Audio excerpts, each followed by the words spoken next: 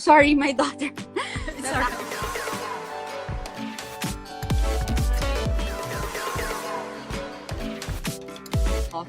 Of working on my career and stuff, I realized that that's actually something. Sorry, my daughter.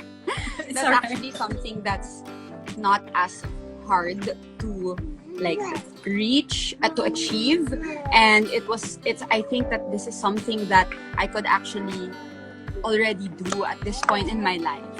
So it took me about maybe 2 years of still being in showbiz to realize that, hey, you know what, I'm gonna give it a try. I'm gonna take that leap and see where it leads, where life takes me. Yeah, for those, because right now there are a lot of people wanting to move out also from the city, right? What can you, I guess, how can you, because I know it's a scary move, right? But what tips can you give for them that leap? For me, it's like, if it's something that you really want, because some people, like my mom also told me, like, you should really ask yourself if it's something that you really want in the long run, because it might be something that you think it would be fun to do or would make you happy at the moment, but it won't really work out well for you if you just do it if it's an impulsive move. So for me, as long as it's really what you want, as long as it's what your heart desires, don't be go and try, but always have options. Like for me, you'll never know what the future holds. So you shouldn't really hold yourself down just because of fear. Give yourself the opportunity to try out new things and test yourself in different waters so that you know where where you belong, where you fit in. But don't just cut yourself down to that one thing. Also for me, it was the fact that I didn't expect anything when I went here. That helped make things a bit easier, because I feel like when you have a plan, like a specific plan, when you have that laid out for yourself step by step, and one thing doesn't fall into place, everything will fall apart. And I don't think that will, and that's just going to make things harder on yourself. But when I went here, I was just like, whatever happens, if my daughter, what if Ellie doesn't like it here, then okay, I have to be willing to change my plan, even if this is really what I want, because it's not just about me. So, and for me, just so happens that it did, that everything worked out. But of course, it's not as, I think it's the magic of social media that makes it seem like everything is perfect. We also have our ups and downs, but I'm living and leading a life that I'm happy, that makes me happy. So that's why it's okay amidst the imperfections and problems that we come. Basically a balance, right? But Yeah. how can you compare, like, now, because I know you're getting into sustainable living as well, right?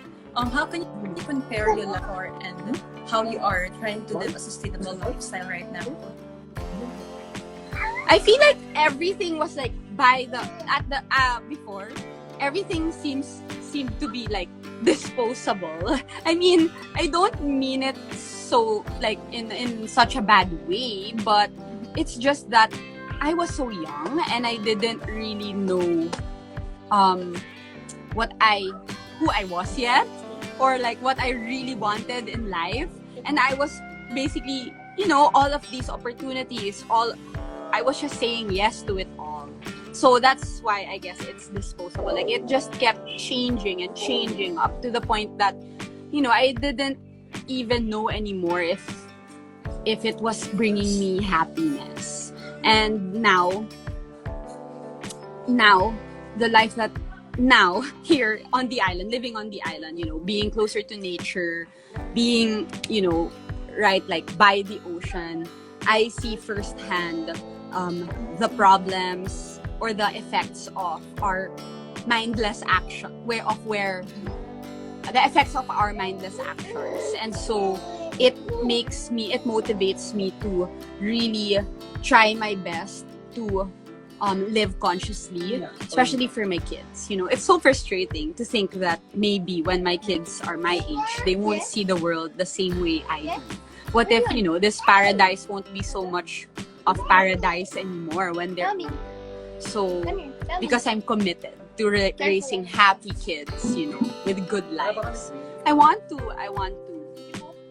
do what I can right now while That's right.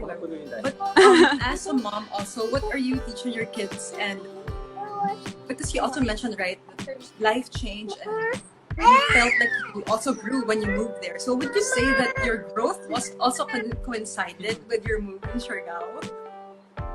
Sorry, I'm so sorry because my daughter was calling me. It's okay. Can you repeat the question? Yes. Oh my gosh, my kid. Sorry, It's alright. going crazy in the background. Balance schools, right? Sorry, can you repeat? We're just going with the flow also here. Nothing naman so structured. So yeah. Would you say also that your move to Siargao also coincided with your growth personally? Because definitely. I feel like being here in Siargao, being in a different environment and a different world, it really like put me in a situation where, you know, there's nowhere to go but to grow as a person, because everything is a learning experience for me. I'm surrounded by things that I didn't or that I wasn't really exposed to when I was growing up. So, you know, it's humbling in a sense. Like, I realized when I lived here that I feel like in the city, I don't know, I may be wrong or it may be just me, but in the city, it's like, you know, you have like a superiority, some sort of superiority complex when, because we are, you know, being educated, or our education is makes us feel like it's a way to be proud, you know. But here, it doesn't mean that just because they don't have the same experiences as I did, the same privileges as I did growing up in the city, it doesn't mean that they're less than me or that they are below me. You know, here, their priorities are different. And it makes you realize that, you know, we're all human. We all have our strengths. We all have our weaknesses. And it's not about looking down on people or thinking that you're better than them. It's more of finding a place where you can help or where you can contribute your strengths to these new people that you are surrounded with, in order for you, like, it was a way for me to find my place on this island. So realizing that really helped me in so many ways. And so now I'm all about, like, so now I don't focus on the usual things that if I lived in the city, you know, it would be, you know, my frustration was finishing college or like getting a degree or being a professional or successful at my job. Now my definition of success is not the same. For me, what makes me rich is being surrounded by real people and good people, and who always constantly teach me new things every day.